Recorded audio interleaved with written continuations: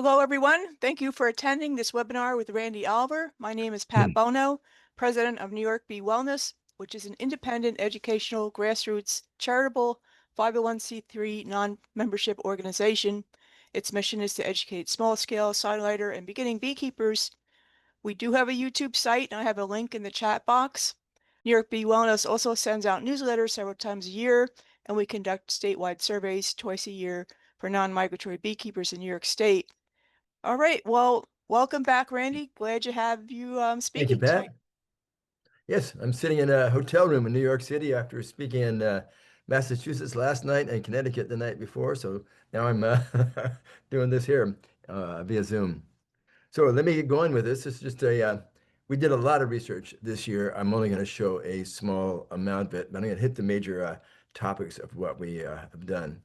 And of course, one of the main topics is Varroa management. So we kind of focused on that. What occurs to me that it's been 2 generations since we got Varroa here, and we've been fighting mites with fly swatters and band-aids since then. We haven't really gotten serious about what we need to do. Back in 2015, um, we did our across-the-board mite washes of 1,500 hives for the first time. And one of the hives had a mite count of 0. So we didn't treat that one. Checked back on it, and every month it maintained a mite count of 0.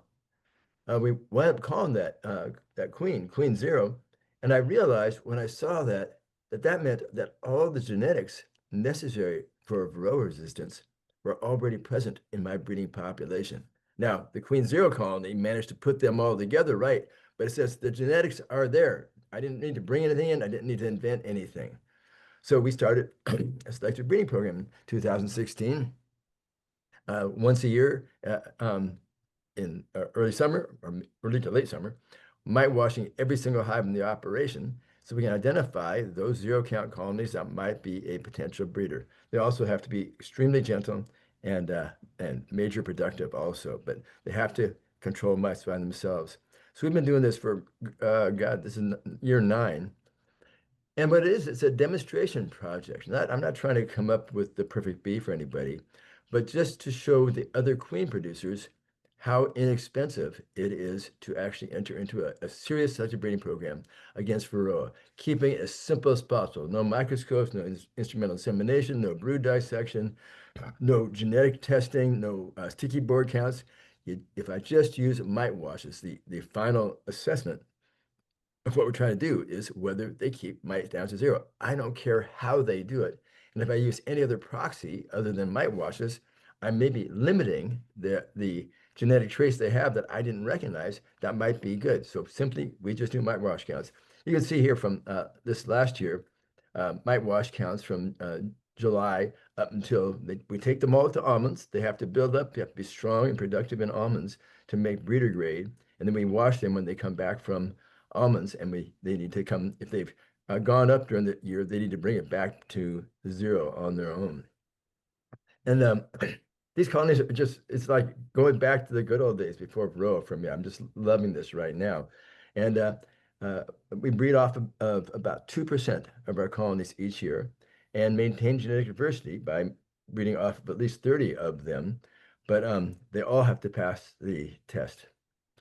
Our progress has been fairly slow, but I color coded this for green would be the fully resistant colonies that needed no treatments throughout the year, partially resistant ones, which might need 1 treatment in blue, and the non-resistant ones in red. And we started off with essentially almost all non-resistant, and you can't even see green because there's 1 colony out of 1,500.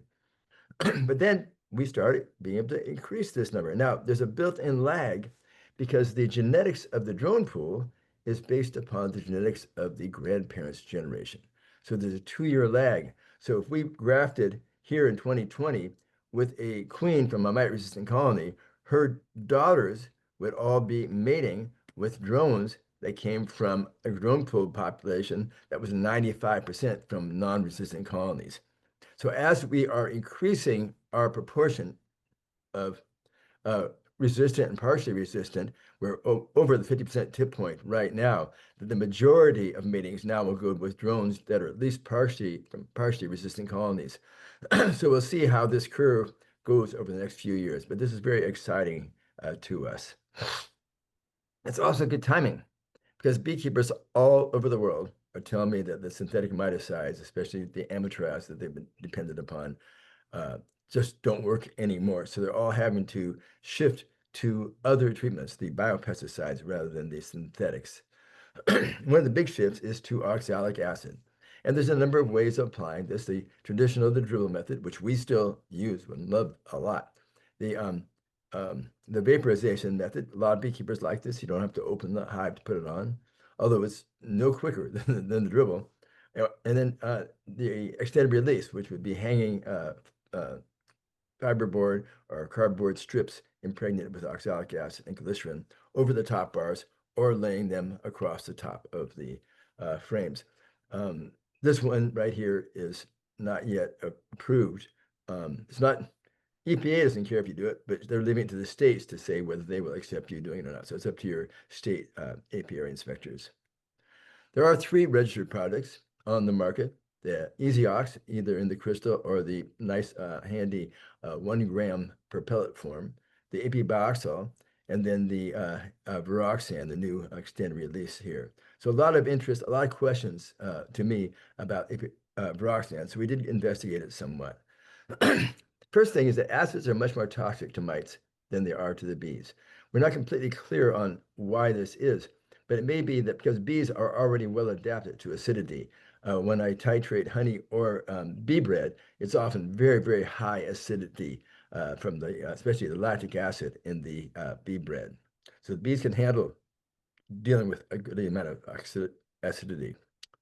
Now, the other thing is that even though Nanetti from Italy long ago said it's the oxalate ion that's the active ingredient, not the, I'm sorry, it's the hydronium ion, the acidity that's the active ingredient, not the oxalate ion.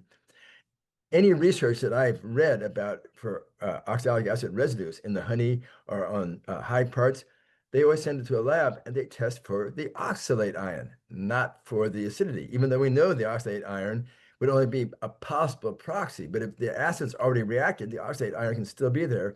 So it can very much misread whether or not there's actually any oxalic acid in the hive. So I needed to confirm Nanetti's findings to be sure. So it's very easy to make sodium oxalate. You just react oxalic acid with some lye, and that makes sodium oxalate, which is also soluble in water. And I took bees from a high mite colony, got a bunch of cages of them, and half of them I sprayed with a sodium oxalate solution, and half I sprayed with an equimolar oxalic acid solution. And then I left them for a few days in there, collecting any mites that dropped out down to the through the screen in the bottom so I could count them. And the total mites, and then I washed them afterwards. So the total mites that were on the bees from the ones that dropped and didn't is the blue column in all of these. And the number that survived, that remaining, is the red column. So on the oxalate, virtually all the mites survived. And with the oxalic acid treated, virtually all the mites were killed. So obviously it's the acid, not the oxalate ion, that is the active component. The thing is that we've used oxalic acid starting in Europe 30 years ago and for many years here. And we've been essentially blind as to what happens to that acid after it's been applied to the hive, especially if any tests have been for the oxalate ion. It's not saying what's happening as far as acidity. To measure acidity, what you use is a chemical process called titration. So I got into that, oh geez, about 7 years ago. And now I have about 6 years of data that I've not yet published that I'm going to be start publishing now. It's coming out in the American Bee Journal and will be on my website. So here's a preview of some of the things that we found right now. What we do is we can't, for a gram scale titrations, we can use the pink phenolphthalein indicator, and I'll show that later. But for microgram scale, the millionth of a gram scale that we need to measure the acidity on a single bee, we need to use a indicator that turns color at a lower pH. Otherwise, the carbon dioxide dissolving out of the air into the water in your analyzed solution will keep acidifying it as it turns into carbonic acid, and it's at microgram scale that screws you up. So we chose bromocresol green and we adjust it starting to this blue-green color initially. And then we can calibrate our titrants that we make from sodium hydroxide. So what I did here is I can measure the oxalic acid very carefully and come up with a solution that is 100 micrograms in here. I knew there's exactly 100 micrograms of oxalic acid in here. Do that by dilution. Then I made up indicators that in every drop was 10 micrograms equivalent. So 10 drops would should be equivalent. So we put in 100 micrograms of oxalic acid in here, and it turns it from this color to this color here. And then I add in my out of it dropper bottles, drop by drop. So out of that one that's calibrated for 10 drops, if I put in 9 drops, it changes it from this color back to this color, but not quite there. If I put in 10 drops, bingo, exactly the same color. If I put in 11 drops, it's an overshoot. So it's very easy for us to get extremely accurate and very quick for this. So we are now unblinded on what's happening inside the hive. I'm going to show you some of the stuff that we have learned here.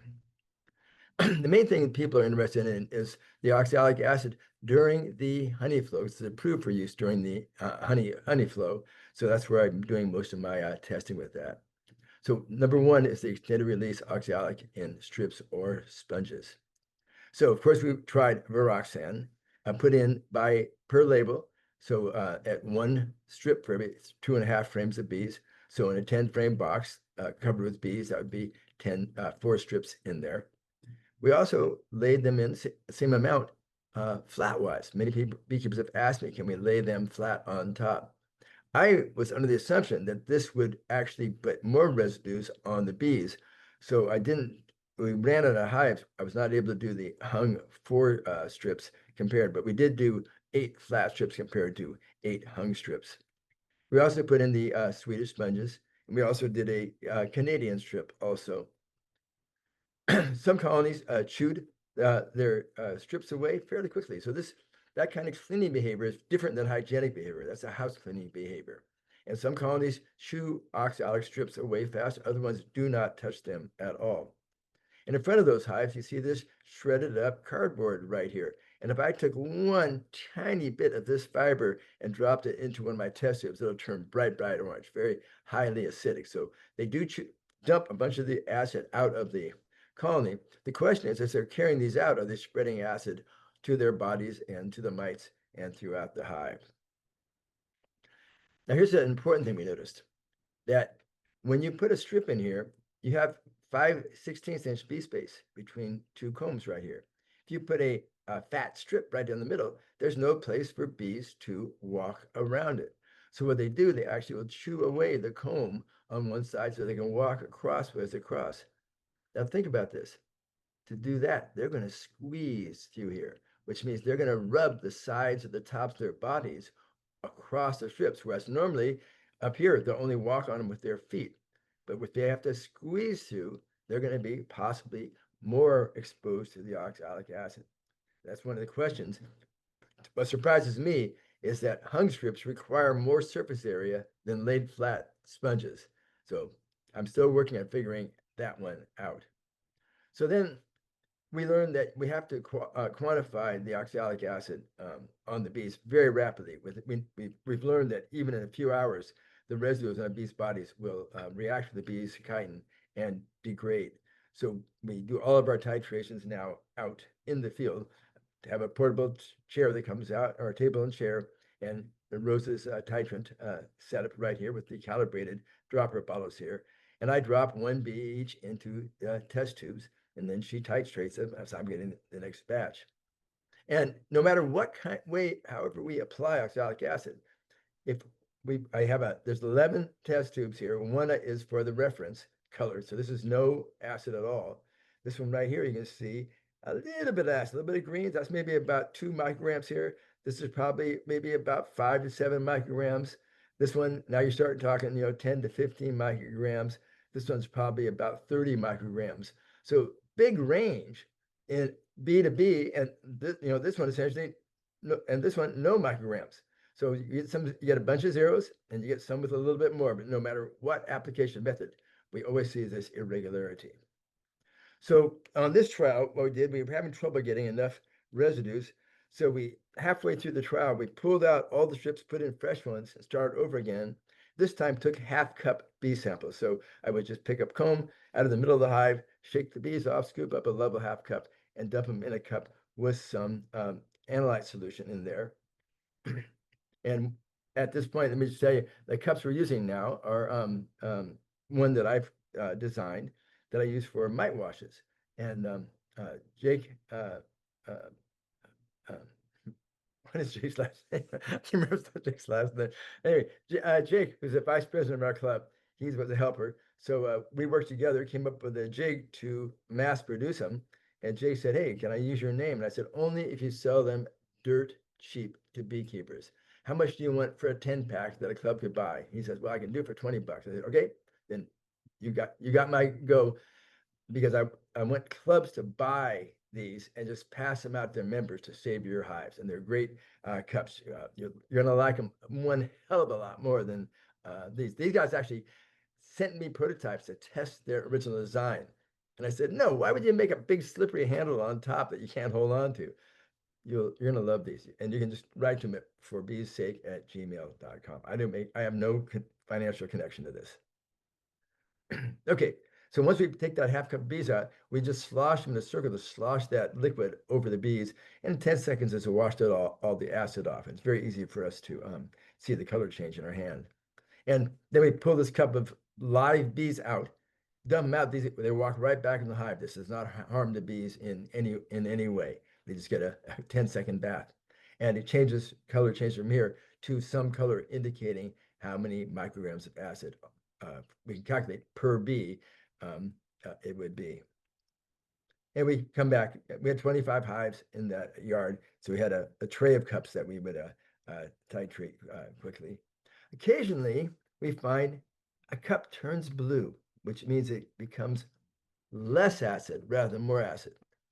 And this just drives us crazy because if you wash that hive again, the hive will also be more acid. It'll be one hive out of maybe 50 that does this, but it does it every time. This has bothered me for a long time. When we were doing single washes, occasionally out of a hive, you'd have one that would turn blue, meaning less acid. And we tried to figure out any way what in the world that was. What could have been on the bees? What could have on their body? Any contamination from our fingers? Never could figure out until one day I was taking titrations 10 hours apart, and it was in December. Well, if you're taking 10, 12 hours apart, if you're doing something 12 hours apart in December, one of those times is going to be pitch dark because we have short days. It also was raining at 4 o'clock in the morning. I'm outside taking individual bees out of a hive, and it just happened to be a hive already was written hot on the top, and we were waiting to kill the queen because it was a hot hive. And I got the snot stung on me, and I got a whole bunch of blue test tubes. And I said, aha, I got an idea what it might be. And I found that if I hold a bee in forceps till it extends its stinger, and then wait for a tiny drop of venom to show up in the tip of the stinger and touch that, it immediately turns the solution blue. So it has the bee venom has a very strong buffering effect. So I got to be careful that uh, I don't put a bee that has just stung or tried to sting into the test tubes. But then when I checked it out in the half cups and I put the venom of one bee into a half cup, it doesn't turn it blue. It's not enough. Something else is up. And this is interesting. I checked the literature. And this paper said they examined 4 different species of apis over in Asia, including Apis mellifera, and they found out that they smear venom on their cuticle during self-grooming as an antimicrobial. So some colonies that I'm thinking this may be why some of these hives turn blue, but that they may just be ones that smear venom on their bodies. So this would be very interesting. I've got 2 of these colonies identified now to get in there and try to figure out what this is and what proportion of the bees in that colony do that. One of the things about doing this research, I often come up with more questions then I come up with answers, which is fascinating, which means my to-do list keeps getting longer and longer and longer. Anyway, we ran the trial from early July to early August, and at that point, we were having trouble getting good titration, so we reapplied all the strips and sponges here. And we ran it another month to end of September. This is your mites per half cup of bees. Now, my main problem these days with our selective breeding, we can't find enough high mite colonies for me to run a test. No matter how I try to set up a yard of bees, hoping the mites will build up, this is the best we could do when we started in July, is to have intentionally chosen hives built up to produce mites, mite counts up around that 5 to 10 level. Very frustrating. But what you can see is the counts in all but two colonies all went down pretty much right here. And by the end of 2 months, they had gone down to very, very low levels, except for two. Yeah, go ahead, Pat. Unmute yourself. Sorry. What kind of acid residue is generally found on bees that have not been treated with either formic or oxalic acid? Is it high, low, insignificant? Thank you. Zero. Just that we do that all the time. We'll go out and calibrate our hives before we do any testing, and it's always no trace, no color change whatsoever. Okay, I'll have to do that on some of these ones that turn blue. Leave the acid off of them for some time. That's a great idea. I will put that in my notes right now.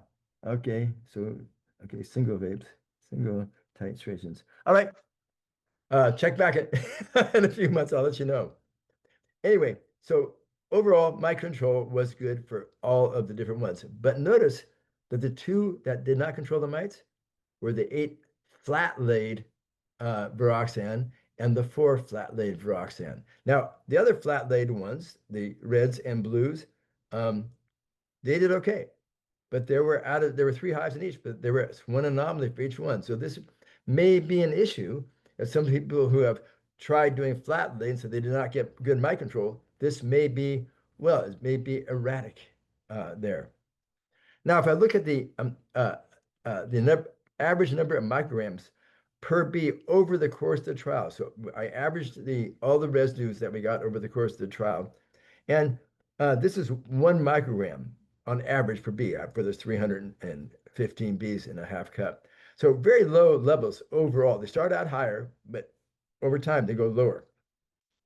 But notice this, despite the levels going from 0 micrograms up to almost 2, there was almost no correlation with the degree of mite control. That even the very low levels, except for in these 2 cases, that we got good mite control.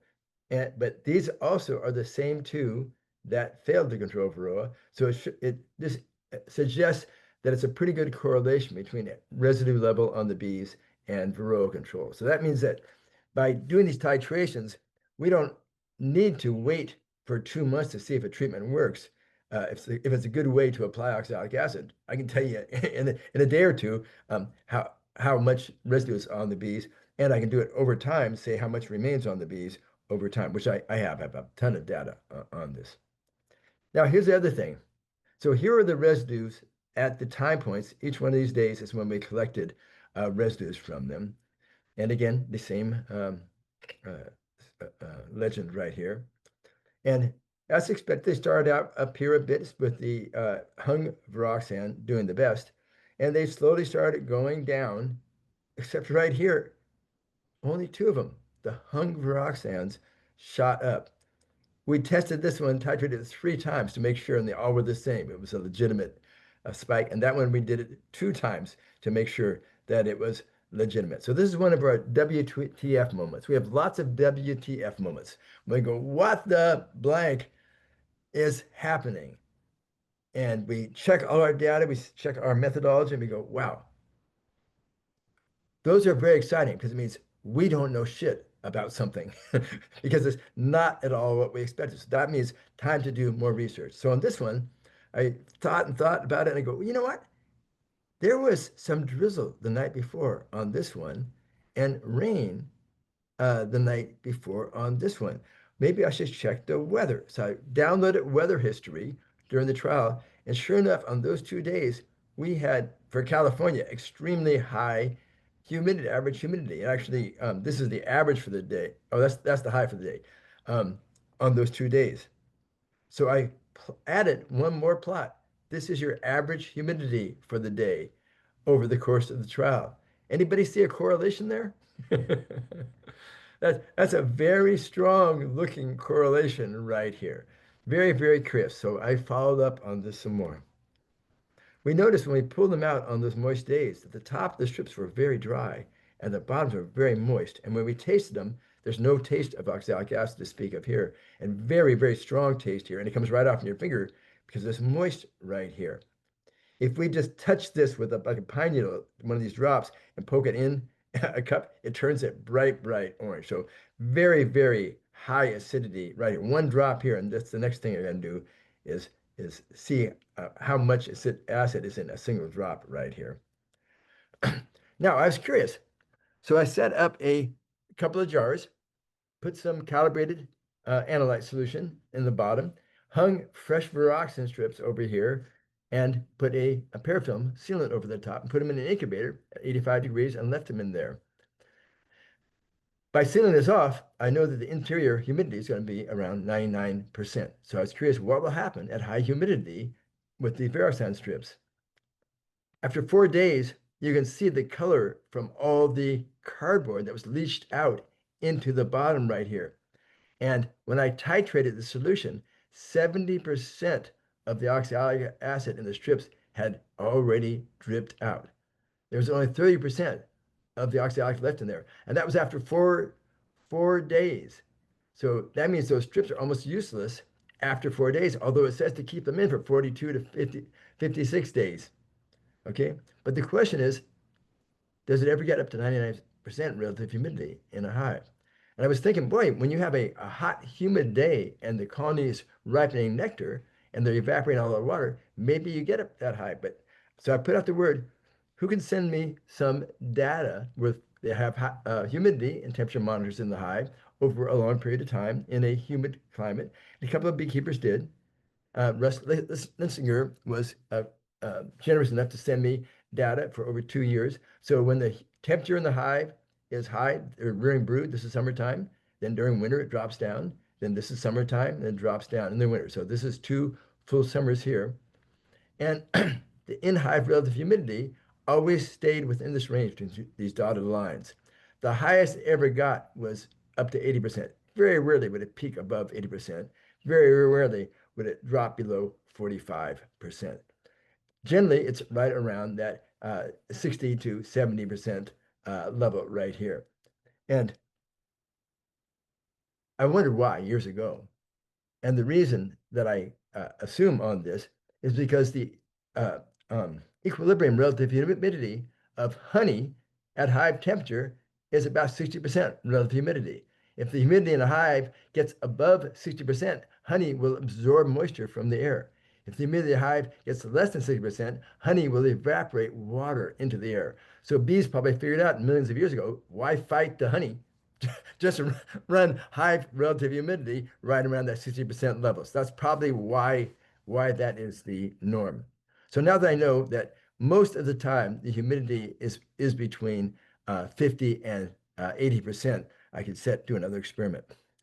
So I use other different saturated salts. So every saturated salt, that means you've dissolved all the crystals you can until they stop dissolving. And now there's a saturated solution.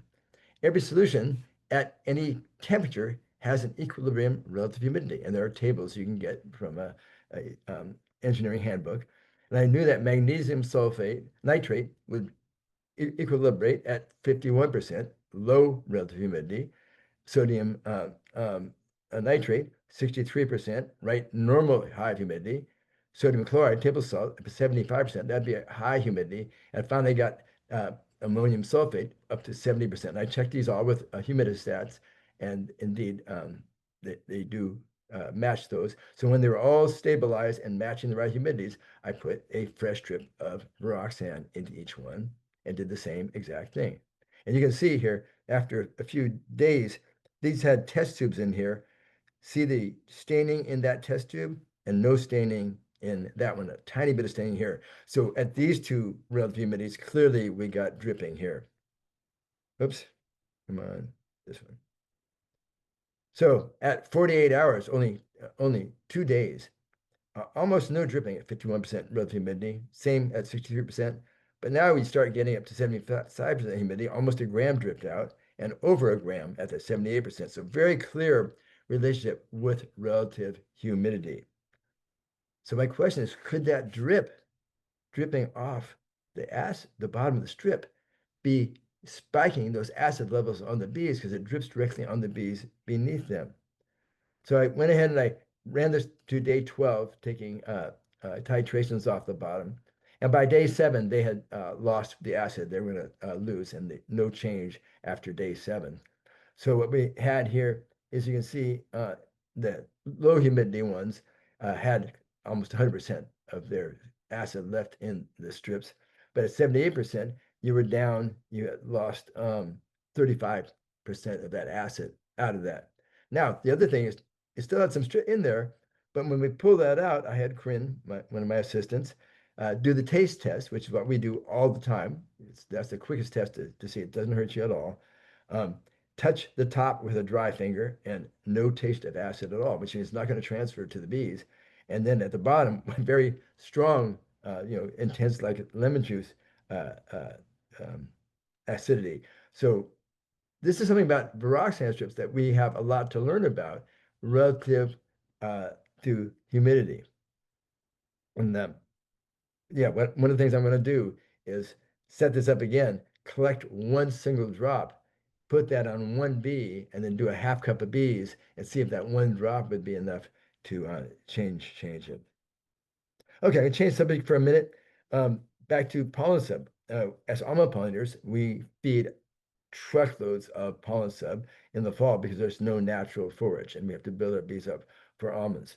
But I was curious whether we can make a less expensive nutritionally complete sub. The subs on the market now, they just keep adding whistles and bells to them, all these fancy words and stuff. I'm highly skeptical that any of them are of benefit.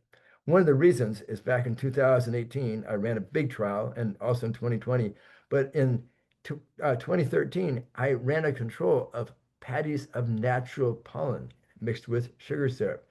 And two of the no pollen pollen subs actually outperformed them. So I don't, I'm not in any way convinced that natural pollen is necessary in a pollen sub if you balance the amino acids and get enough phytosterols in there.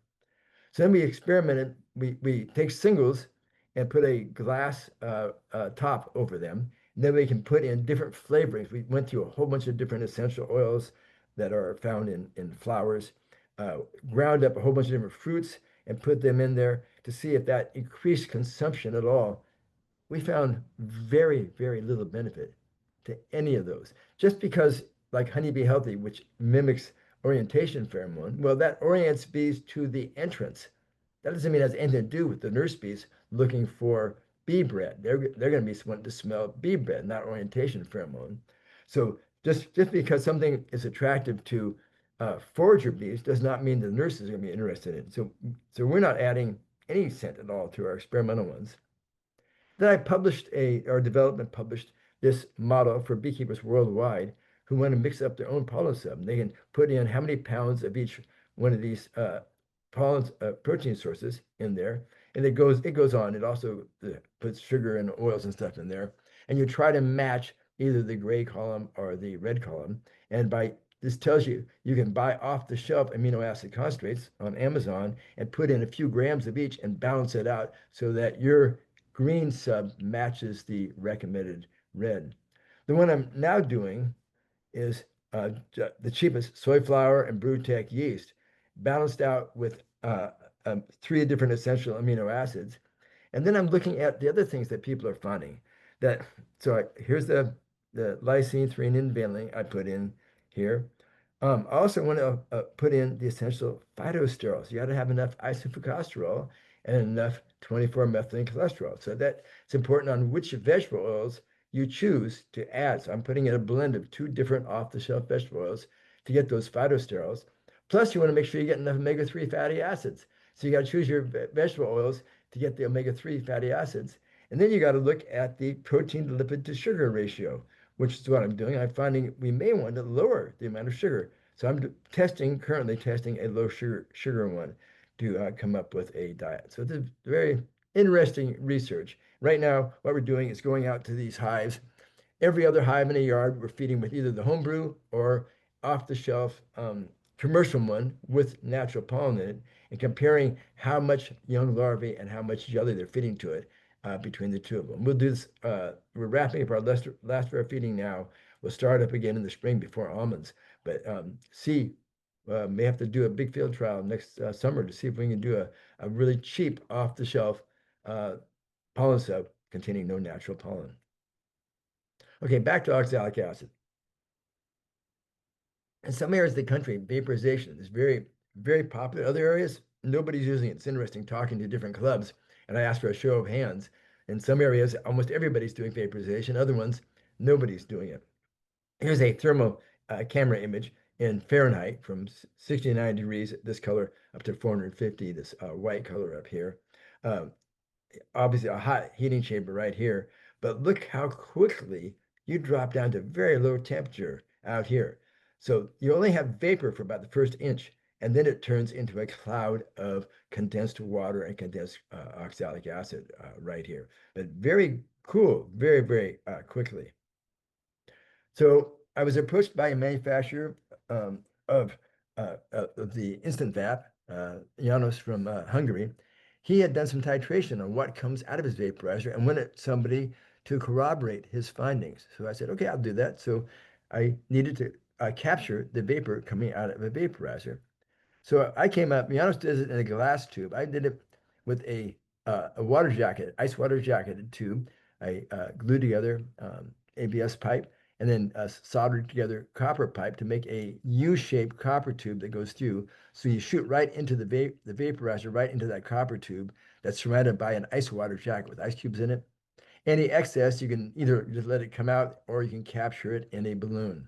Now, one would think when you see that giant cloud of vapor coming out of a vaporizer, that if you hooked up a balloon to the mouth of it, it would blow up the balloon. I found out about 7 years ago, no, that does not happen at all. The balloon does not inflate whatsoever until the heating chamber gets up to 190 centigrade, and then the balloon will just inflate a tiny little bit, and at 210 centigrade, it stops inflating, and no more. So I could tell that there was a decomposition gas produced between 190 and 210. I didn't know what it was, but that was very clear to me. So by this, I can also titrate inside it here and confirm that no acid comes out. It doesn't. But this also contains that gas right there. So most all the acid crystals condense immediately within the first couple of inches of the chilled copper tube. We then take distilled water and do several rinses and rinse this all out. Then we can titrate how much acid was rinsed out or came out of the vaporizer. So at first I tested the Varrox. It was a little tricky to do test, but we did. You put it in cold and let it boil. And with the we also, if you don't put the balloon on there, you can hold a match under it, I found out. And at 190, suddenly the flame ignites and it burns until 210 and it stops igniting and goes out. So it shows what's coming out. Anyway, I will come back to that. Okay, then I use titration to figure out using phenolphthalein, a pink titrant. But instead of droppers, we have a 100 milliliter burette right here. So we can be very, very accurate down to a tenth of a gram um, of how much acid comes out of a vaporizer. And what we found is for all the vaporizer tested, only 50% comes out. The rest is decomposed by the heat. So you're putting 4 grams into a vaporizer, you're getting 2 grams that go into the hive. Now, not all the 2 grams get on the bees, but that's one of the people say, how can we put that much into the hive? Well, because only half of it comes out as oxalic acid. What happens is oxalic acid dihydrate. Here's oxalic acid with 2 water molecules attached, bound to it. So that'd be the dihydrate. When you heat it up, the water boils off, leaving pure anhydrous oxalic acid, which if you heat it up enough, can either vaporize or it can decompose, either into formic acid or into carbon monoxide, carbon dioxide, and water. So that the gases coming out, I tested, formic acid gas does not burn. Water vapor does not burn. Carbon dioxide gas does not burn. Pat, unless you answer on this one, you have to unmute yourself. Which one do you think it is? Gas would it be? Okay, Pat just guessed carbon monoxide. And yes, so I'm guessing also it's carbon monoxide is what burns with this blue flame. Just in that just for a few seconds when it passes that temperature range.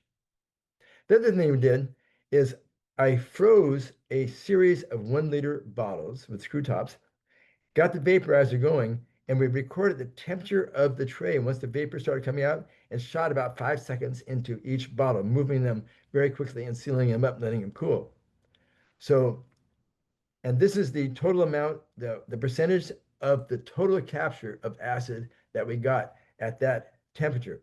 So you can see up to that 190 degree, you don't get much oxalic acid. You're only getting 7% um, here and 2% there. And then right at the same temperature starts to decompose, heat decompose, you start getting a lot of oxalic acid. So 25% here, 31% here, another 30%. Now you get to 210, decomposition's over, almost no more acid coming out. So the same time it's decomposing is when you're getting the acid coming out of here. Now, the other thing is people asking about formic acid. Well, there's a very easy organoleptic evaluation you can do. You find somebody who doesn't like the smell of formic acid. You let it cool in the bottle, then take the cap off. And if there's any formic acid, you will smell it very, very easily. So by simply looking at Rose's face, you can tell whether there's acid there or not. This would be a negative for formic acid. Well, I did find, if we look at the temperature of the heating chamber, that it starts off at 230 degrees over here. And then when it starts boiling, you dump in the oxalic acid for 4 gram dose. Okay, it immediately cools off the heating chamber because the water is boiling out of the acid. But in the initial boil off, you get about 25% of the acid boils off.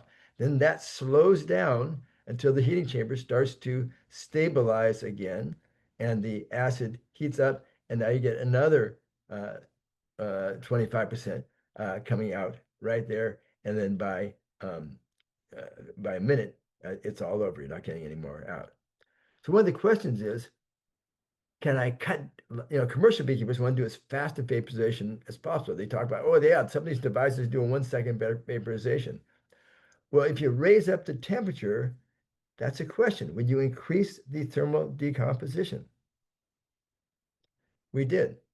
And you can see from the organoleptic evaluation that at higher temperatures, this is at 400 C we did it at, very clearly formic acid in the vapor. So what we found, we did extensive research, above 250 C, you start getting a lot of formic. So you cannot just increase the temperature of a vaporizer, or you're not going to be getting oxalic acid out. We were curious just how much formic acid there was. So what we did is we, again, vaporized into those tubes.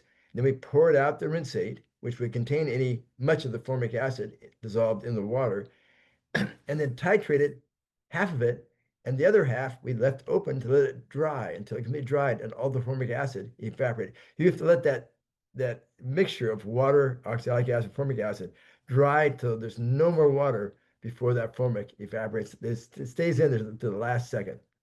And then we could titrate these, and we found that above that 250, you get formic acid. So if you start off with a cool heating chamber, there's no carbon monoxide produced, and you start seeing a little bit of the acid coming out. At lower temperatures, it will recrystallize within the heating chamber. Up to about 185 degrees, it's mostly water vapor coming out, that big fog coming out. So you can't go bam, bam from one side to the other because the first is water vapor rather than acid.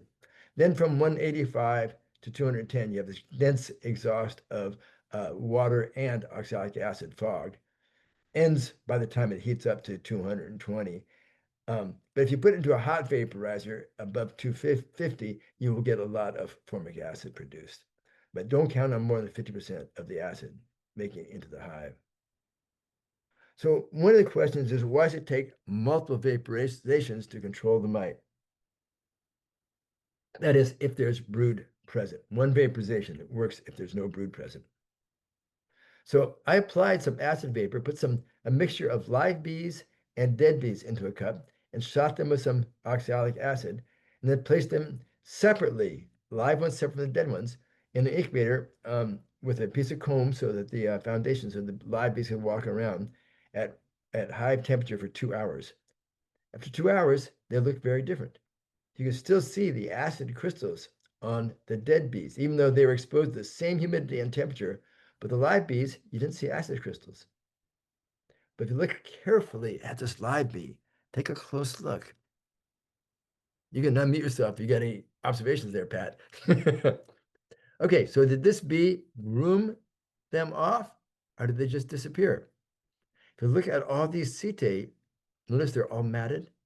Anywhere the bee could reach, its hairs were matted. But how about where he couldn't reach, or she couldn't reach? Look at the thorax here. She can't reach the thorax, but these hairs do not look matted. So I don't know what the heck happens to there, or whether she rubs against somebody else or what. The other thing I found is, wow, has the acid disappeared?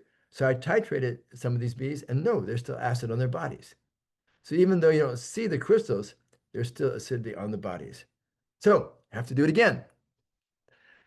Took bees, put them live in an incubator, gave them a shot of oxalic vapor, a little stronger than I had intended. And you can see the dose on their bodies was up around 250 micrograms per bee. But we did titrated 5 to 10 bees every hour out of that cup. So by 2 hours, you don't see any more crystals, but they still have plenty of acidity on their bodies. Um, Now, this 250 micrograms, that is enough to kill bees. It killed overall, over the course of these 32 hours, it killed about a third of the bees by that high dose. You want the dose to be under 100 micrograms per bee, but that's not what I was worried about. I was trying to see how long the residues stayed on the bees' bodies. What we see is, look how fast the amounts of residue. This is hour by hour, every 2 hours. How fast you're dropping from 250 micrograms down to 50 micrograms per bee. Okay, by 7 hours, it had just almost disappeared. So when you're vaporizing, don't think you have any long-term effect from that oxalic acid on the bee's body. It's going to disappear quickly. By 32 hours, it's down close to zero, other than a few outlier bees out here that have these higher amounts on them. So that would means that the occasional bee would have a high amount that a mite might step on, but most of the bees have very low amounts. But again, this is very rapid, right? Well, from the initial starting quite high, by 2 hours, we're down really low. By 6 hours, way down here. So it's a very short residual action, vaporizing. And this is also supported by mite drop data, where you can see most all the mites are going to drop in the first day, and then only a small amount day 2 and 3. And by day 4, it's like it never did anything. So that's why it has to be repeated. But according to Cameron Jack's findings, not at 4 days, more like at 5 to 6 days, they got better results. So then we vaporized a bunch of hives and then pulled out 10 bees per comb off of an outside comb, a center comb, and then one comb in between them, and titrated those bees to see, to compare the output, how well the different vaporizers worked on the bees. So I would pluck off 10 bees and drop them into here, give them a little shake, and then they just climb right out. They're fine. And then hand them to Rose for titration. You see all the bees climbing out of the test tubes right there. Did it for the ProVap 110, which has to be plugged in to AC. And so for the ProVap 110, let me show you from 3 different hives here. And then this is the compilation of these 3 hives. So you can see the outer comb had a few high outliers, but not much more average from the center comb, that the vapor gets into the center comb of the colony. Same thing here. They had lower overall on this one hive, So instead of being up averaging around that 50 microgram, they were averaging more, maybe about 25, which is still enough to kill mites. Again, that 30 to 50 or 25 to 50 is enough to kill mites. And then over here, look at this one. The center comb had a bunch of super high ones. So I don't know if I guess the plume went right up the center and hit a bunch of those bees.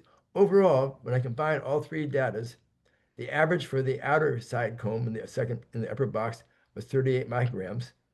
The center comb clear up to 59 micrograms, and in between them about 47 micrograms. So this surprised me. I thought the acid residues would be highest on the bees on the outside of the cluster. But here, this is showing that they're highest on the bees in the inside of the cluster. Well, we wait 2.5 hours because that's when we find you get maximum residues on the bees. And initially, they have fairly low residues, but after they walk on the combs, it increases. So then I tried the Instant Vap, which is battery powered. Oops, wrong button.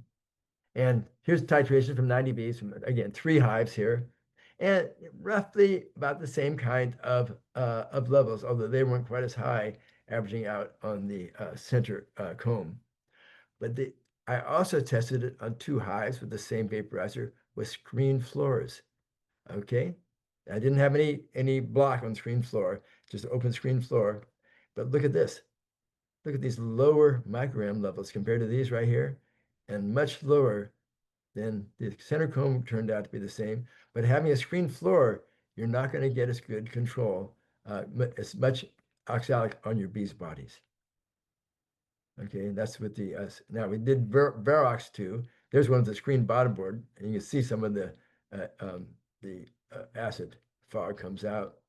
So with a solid bottom board, Varrox again, like 46, 34, 44. So you get very good distribution throughout the hive. But with the screen floor, nope, still pretty good, but it dropped down somewhat. So less of a drop down with the Varrox by the screen floor, but again, not as much. So take homes, all 3 vaporizers tested gave roughly the same, very irregular distributions. You would think maybe with vapor, you get a regular distribution on the bees. That's not the case at all. Irregular distributions and screen floors tended to reduce the residues. Okay, so now comparing the residues after a dribble application or a vapor application. And then I just happened to be going by the growers market, and I thought, oh, I could answer the question. All people say, Randy, can you just put rhubarb in the hive? Because rhubarb has a lot of oxalic acid. So I grabbed a bunch of rhubarb, I pounded the stalks on wax paper so I wouldn't lose any juice, and put the rhubarb stalks into the hive to see what would happen. And so here's residues taken at 2 hours, 24 hours, or 4 days from 8 grams vaporization. And we had 2 replicas of each of these. 4 grams vaporization, 2 grams vaporization, 2 grams via dribble with oxalic acid and glycerin, which we use now, versus the oxalic acid in the sugar, which is the dark blue, versus the crushed rhubarb. So let's look at the results of, we can do, well, let's start up here. The residues of the vaporization were proportional to the input. 8 grams, you got about 25 micrograms per bee. You got about half that if you put in 4 grams of vapor, and half of that if you only put in 2 grams. So it's very much proportional to how much you put into the vaporizer. Now, but then look at the sugar dribbles. They start off with only 2 grams lower than the 8 gram, but by 24 hours, they're higher than the vaporization. So the sugar dribbles, or the dribbles, sugar or glycerin, are more persistent than the vaporization, even though they go down with a much lower dose. Again, this is only 1/4 the dose by vapor, but you have higher residues over the next few days right here. And then your 2 gram, very, very low residues pretty quickly. So I'm not sold on vaporization being more efficacious than the dribble. And then, our last one was rhubarb, probably best for pies. We didn't see any residues at all from the rhubarb. Okay, another thing, did a lot of research last year on robbing guards. Okay. And I found that there's no such thing as robber bee. That's a human, that's projection, human traits on bees. All you have is opportunistic foragers, and if they smell an odor that they associate with a reward or sugar, they will investigate that odor, whether it comes from a flower, whether it comes from a dish, whether it comes from a dead out, or whether it comes from a live colony. They don't know the difference between a dead colony and a live colony unless a guard bee comes out and tells them the difference, and then they will give up. The last thing a robber bee wants to do is fight. If you see any stinging around a hive being robbed, that's not from the robbing bees, that's from the guard bees of that hive. I can walk into a room of massive robbing where I can have to watch my nose. I don't inhale bees with no gear on whatsoever. Tens of thousands of bees flying around me, and they will never sting me. Okay, robbers are not interested in fighting with anybody, but they don't want to be near a guard bee.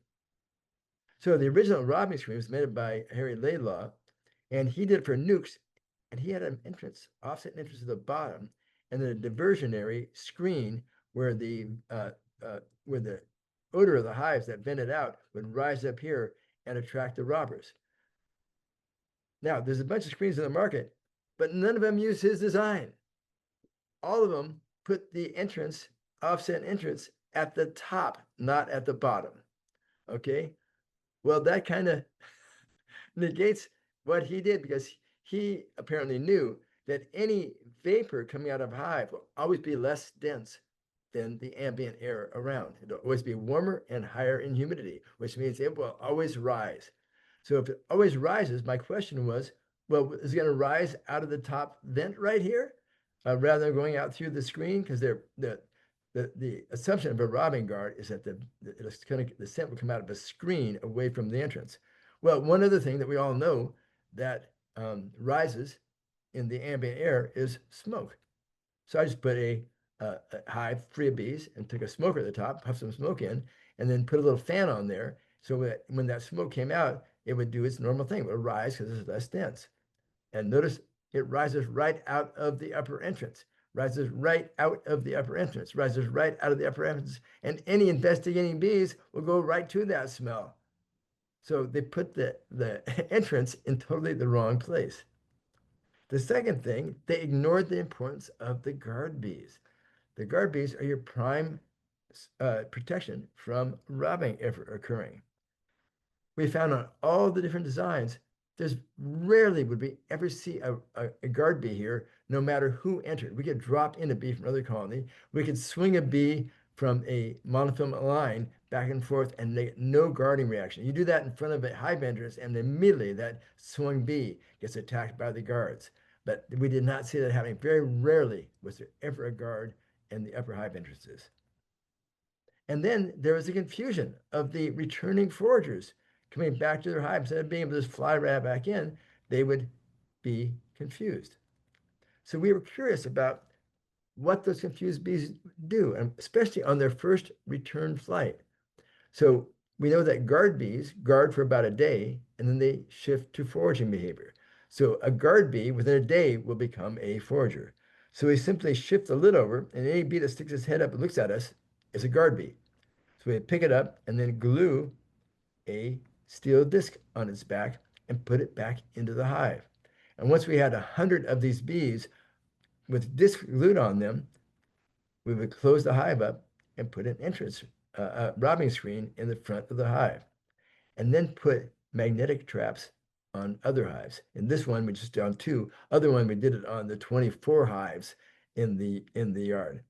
And what we found was the tag bees would come back and they would try to get in and go back and forth. Then they may fly away. Then they come back and go back and forth because we tell by the color. Then they fly away and they come back and forth. Then they'd fly away and they wouldn't come back. And what they do, they would drift to a hive next door. So we did this 5 different replicates with 3 hives, first 3, and then 25 hives, the next 3. And we found on average, 1/5 of those hives on their first bees on their first flight never came back to their hive. They drifted to the hive next door. So that could I have not quantified, and normally there's very little drift of bees. We're down in the single digit percentage points of drifting. So this is a huge surprise. So the problems with all the current robbing screens, the top entrances are in the wrong place. They don't work in conjunction with the guard bees, and they're very confusing to the natal bees of that hive. So I designed a different robbing guard that was designed to eliminate that first flight drifting and work with the guard bees. And we installed them on every other of a pair of hives, flipped a coin for each pair, and put them on during robbing season this fall, this late summer. So we went to robbing season to see whether these would have a negative impact on those hives. Now, these do not have the upper entrance, okay? So we expected them not to have a problem due to drifting. And what happens is if the entrance is here, the foragers fly right out and they fly straight back in. You've seen foragers come back to hive. They don't slow down. They just shoot right in the entrance. And the guard bees ignore them because they're exhibiting normal foraging return behavior. If you take any dead bee and tie it to a piece of monofilament fishing line and swing it back and forth, those guards come out immediately because they recognize it's a foreign bee. And here's some activated guards right here. And they'll be turning their head looking at you. If we just wave our hand in front of the hive, the guard bees come out and see that. They also will come out here onto the screen and chase away any foreign bees that are on the outside of the screen. It's really amazing to watch them. And any yellow jackets go to the screen, not to the entrance. So we're very, very happy with how well they acted as guards and the total lack of confusion by the other bees. We did colony strength at 3 time points, starting strength, midway, and at the end. And the guarded ones, the median value, they were stronger than the ones. It wasn't statistically significant, but they had a trend to be stronger. And change in colony weight, the ones that uh, were guarded tended to gain a few pounds, where the ones that were unguarded may have had some robbing or something happening to them because did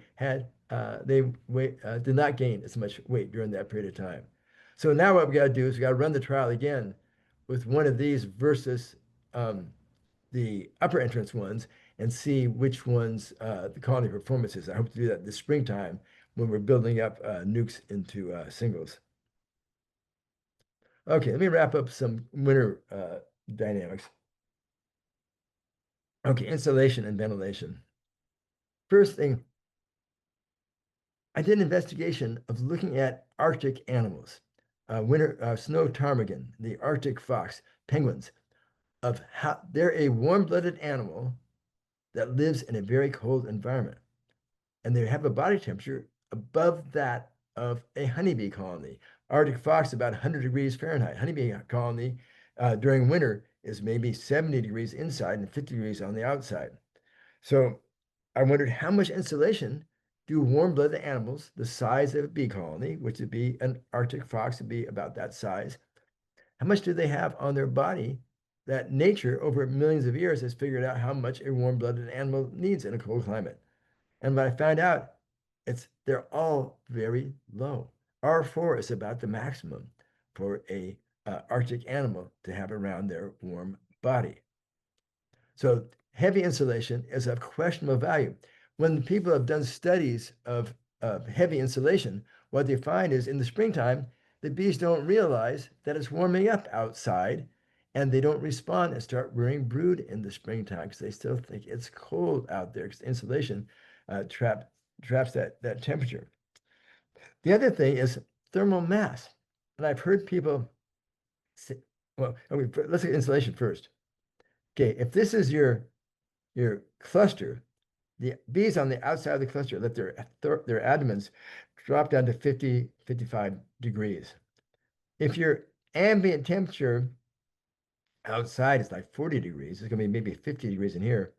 And because this temperature is the same as that, how much heat flow is lost? How much heat is lost from that hive?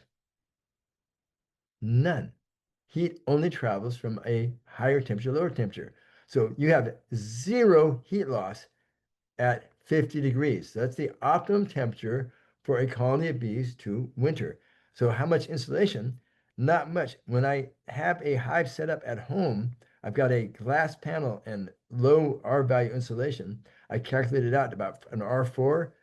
We got a 15-degree Fahrenheit morning last winter. So I ran outside at 5 in the morning with a flashlight, opened up the side to look through the glass on the side, and those bees were walking around on the outer comb like it was a summer day at 15 degrees Fahrenheit with only R4 insulation.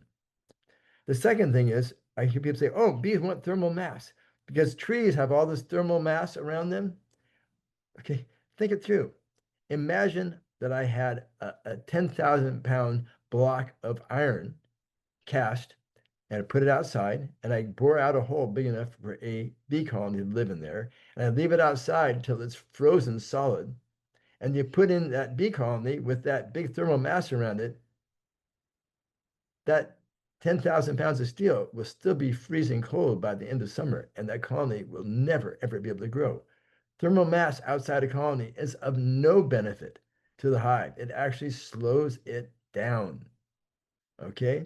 Thermal mass in the honey within the cluster is a benefit. It's a buffer for them, but not any thermal mass outside the cluster.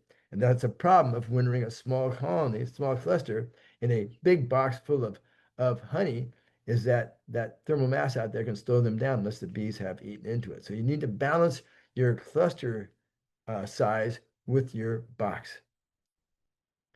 And top insulation is of great value because you don't have the heat loss, and it causes the condensation of water to occur on the side, which is a benefit to the bees, and it does not ever condense to the top if there's top insulation, because you have these water bottle bees that suck up that water, and the bees in the center of the cluster get very thirsty during winter. The bees on the outside of the cluster, they have plenty of moisture. So these bees then carry that water into the bees that need it. If they want to rear brood in the springtime, they need water because they don't have nectar coming in. So the only way they can make that jelly is by getting this condensed water. So I had a bunch of breeder queens that I forgot to, we keep them small during the summer so we can get more years out of them. I forgot to let them build up in the for winter. So I had a bunch of these little 3 or 4 frame colonies with a breeder queen. So I did a trick that I saw down in Chile that the beekeepers use. And what they do, they overwinter little 3 and 4 frame clusters, and they put a poncho over it. They call them ponchos. And it's a piece of plastic cut that covers up those 4 frames and drops down to the bottom board on either side. So you essentially put 2 division boards in there that is a waterproof covering. So any condensation condenses on the side where the bees can get it.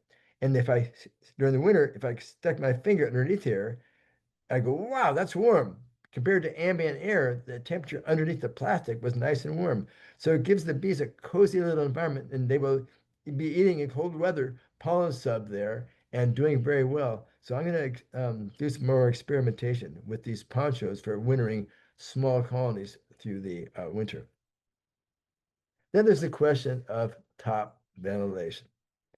And when I've looked through all the research that has been done over the years, and many trials have been done, and essentially no one's ever seen any benefit or any harm from top ventilation. Um, and that surprised me. So I did a study, haven't published it yet, not using a colony of bees, but using a gallon cans of paint cans full of water and comparing the heat loss of a hive with heating that water up with aquarium heaters to hive temperature and then having either top ventilation or not, and did not see that they chilled any faster with top ventilation than not.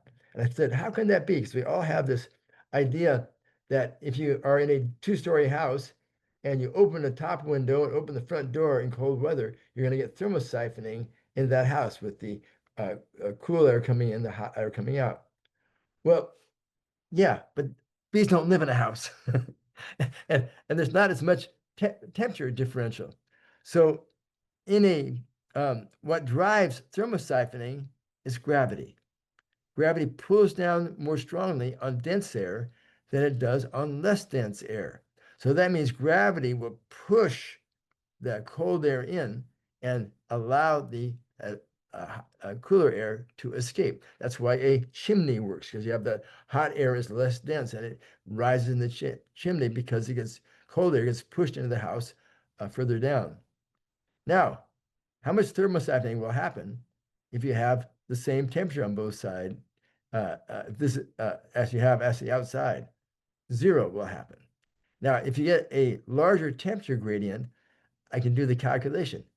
You look at in a two-story house, you have 20 feet of difference. Well, a 20-foot column of air, the difference in density of a cool and a warm column is a lot. So you got 20 feet of air. But in a beehive, you've only got about 2 feet of height, maybe 1/10 that height.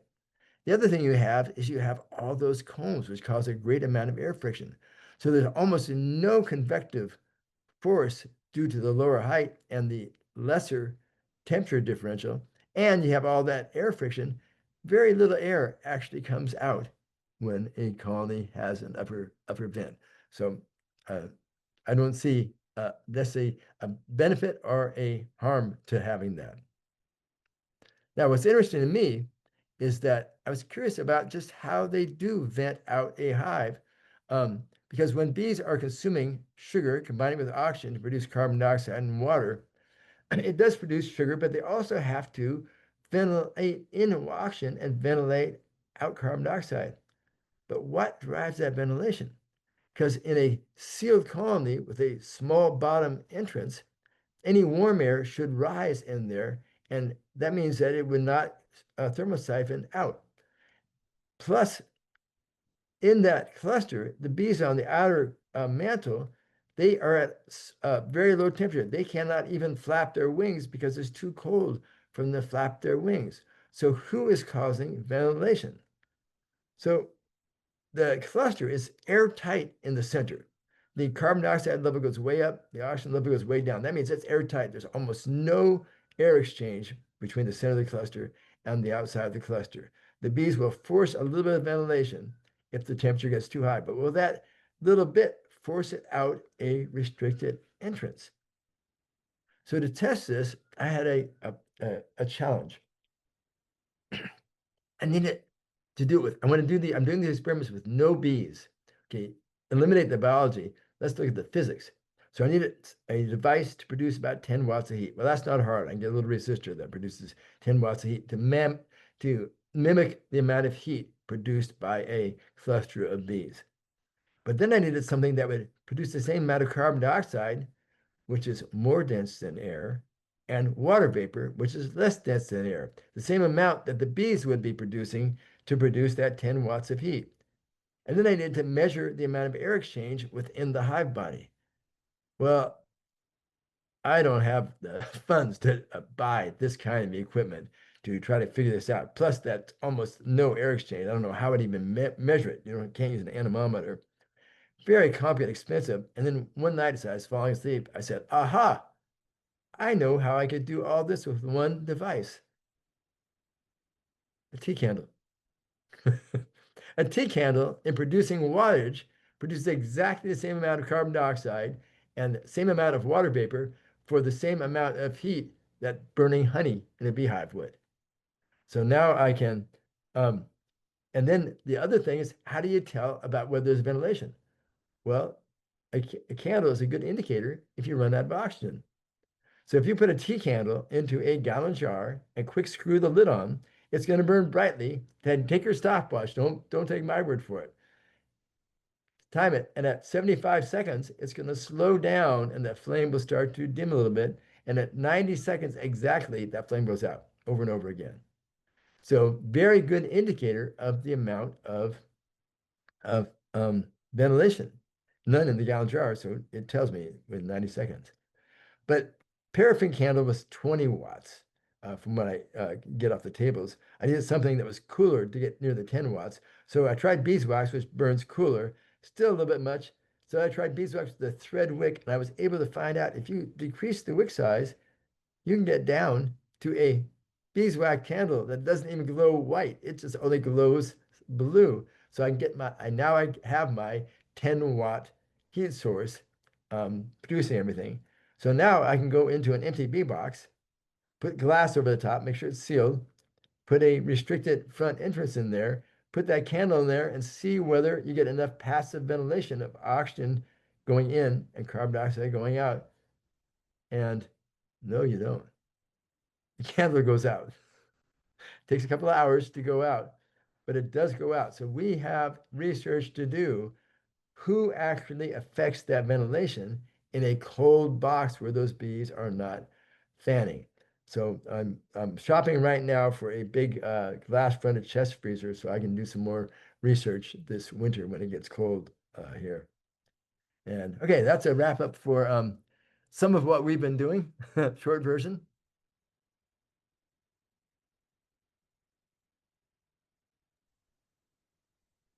Okay, we've got about a dozen questions so far. Okay. First one, hi Randy, I just learned of a new Varroa mite controlled method called Varroa. Oh yeah. Okay, so Nora, this is interesting. This is something when I was working with biologics back in starting in 2008, and we developed a double-stranded RNA antiviral product. Um, and they got bought up by Monsanto. Monsanto wanted to use this in order to fight plant pathogens, okay? The viruses that attack plants. And they hired Jerry Hayes, and um, apparently they decided to go for a anti-varroa treatment just to keep the beekeeper. They didn't really care about bees at all, but Nissan, who owned the company, said, no, we got to continue with the bees. So they decided to go for varroa. And I was at the meeting in Israel where they invited me over to meet when the planet took over. And we talked about how we in the world you get dsRNA into a varroa mite. And we couldn't come up with a way, but then a researcher at Bayer came up with the idea. If you put the dsRNA into sugar syrup, then the nurse bees will imbibe it before, and dsRNA breaks down really, really fast, okay? If it goes in the digestive tract, it's gone. Before they digest it in their crop, they regurgitate it into the jelly and feed it to put it in the cell to feed the larvae.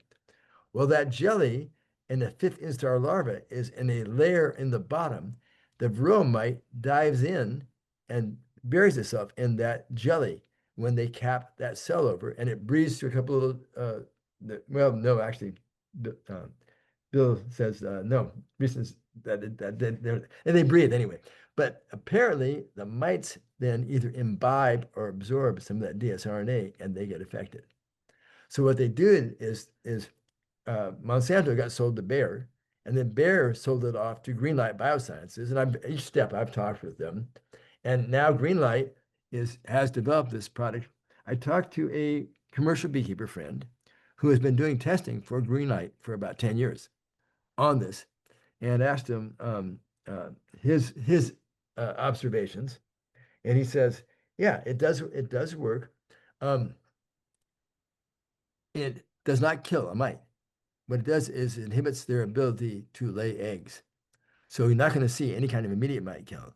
But if you treat a generation of mites so that they cannot lay eggs, then natural attrition will drop the population quite a bit. And then it depends upon how soon you apply it again. He said they have done it twice a season, but at the wrong time. They were doing it in the fall. There's no reason to do it in the fall because they're not going to be laying eggs in the fall. You'd be better off probably doing it spring and early summer. And I asked if they ever tried that in his bees, and he said no, they never tried that one. That would have been the reasonable one to do. He says it does, in conjunction with other miticides, work, and it does keep that mites from building up, especially if it's applied early in the spring. So early in the spring would probably be a good time to apply it. Depending on the price, you might want to do it twice a year, early spring and maybe beginning of the honey flow. How soon after the Varroxsan can you use Formic Pro? And Um, how late in the season can you feed 2-to-1 so as not to have too much moisture in the hive, resulting in freezing problems? So two-part. okay, two different questions. Okay, you can put the formic and the Varroxsan at the same time because it's not a fast acting. The Varroxsan uh, gets this highest amount at 4 to 7 days. So by that time, the formic is already dissipated. And we often will put on a formic and oxalic extended at the same time, or a thymol and oxalic extended at the same time. One gives you a quick knockdown, and one gives you a slow knockdown. Okay, next question, 2 to 1. Um, it depends upon your humidity a lot, how well the bees can ripen that. So best not to wait late. You want to have them all wrapped up before the weather turns cold with feeding the 2 to 1. All right. Are we vaporizing in the wrong area of the hive, or should we be vaporizing in multiple entry points during a treatment? No, it seems like it's fairly uniform, relatively uniform throughout the hive. The main thing is don't drill a hole in the side of the hive and hit something or aim your vaporizer down. If it hits the bottom board, it will condense right there and not get on the bees. It has to shoot straight in to the hive and form that cloud within the hive chamber. And then it gets on all the combs, and then the bees pick it up over the next 2 hours and get it on their bodies. Okay, would the higher vaporization temperatures you are talking about allow the oxalic acid to penetrate the brood cappings similar to formic? You're thinking that it's a vapor when it gets in the hive. It's not a vapor in the hive anymore. There's no penetration. It's not no longer a gas. If you can see it, it's not a gas. You're seeing a cloud of microcrystals. Okay, that's that fog, and the crystals will not penetrate. Regarding oxalic vapor treatment, do higher residues on the bees translate to more effective treatment for mites or just less detrimental impact on the bees? Both. Now, based upon our limited findings, there seems to be a correlation. And what I've seen also, if we're not titrating, not the data I showed you that we looked at, if we're not titrating up to that, like 30 microgram level, we don't get very good control other than the extended release. Extended release, even at super low microgram levels, like 3 micrograms, for over 2 months, we do get good mite control. And we're still trying to figure out just how that happens. On robbing screens, are you familiar with Dr. Eric Mussen's robbing screen design? Boy, Eric was a good friend of mine, but I don't remember his design. Um, it would depend upon whether he had the entrance at the top or the bottom, like Laidlaw. Yeah, if you have it, send me a picture of it, and I'll take a look at it.